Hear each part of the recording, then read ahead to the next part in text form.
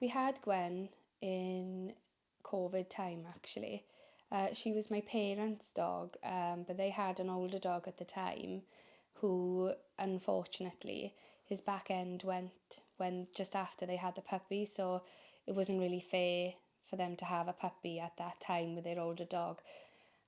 So when puppy classes did start back up, we went and done our Good Citizens.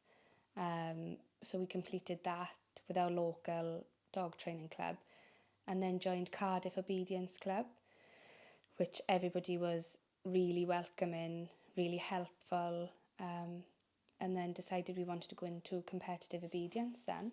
Gwen's issue started, she was probably just over a year old. The vet did say her tail was exceptionally long, but it's a problem called happy tail. So when they wag their tail, they hit it on everything, basically, and causes injury to the tail. So she had a couple of breaks in her tail, and then she had a wound on the end of her tail, which was just non-healing. It wouldn't heal at all. So in the end, she'd only have to wag her tail. She wouldn't have to knock it on anything, and it would just split and burst open. There'd be blood everywhere. My dog would be panicking because she'd be covered in blood. My other dog would be panicking, he'd be covered in blood.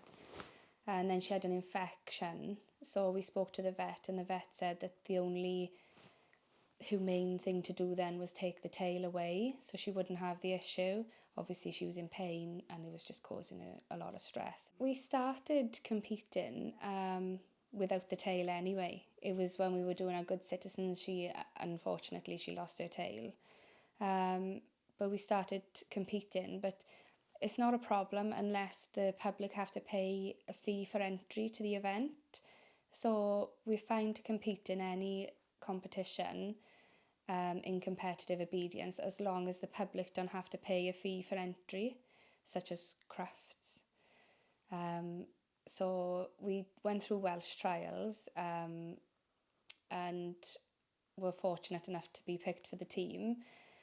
And then it was obviously from a high we came crashing down, because then we had the news that unfortunately she wasn't eligible to compete due to having her tail medically amputated. It's just unfair that we are being penalised then for doing the best thing for the welfare of the dog.